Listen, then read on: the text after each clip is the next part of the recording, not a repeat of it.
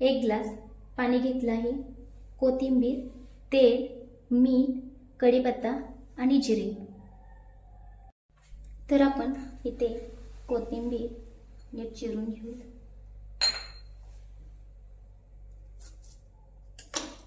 बारीक अशी चिरून व्यवस्थित मिक्स करून घ्यायचं।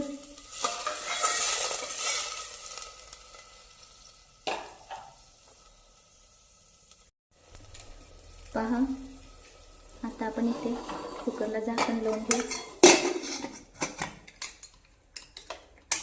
आणि इथे आपण फक्त मीडियम फ्लेमला एकच शिट्टी काढून घेणार आहे।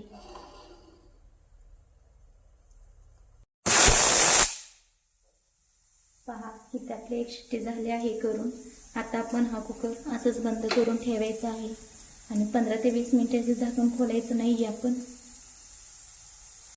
तर आता आपण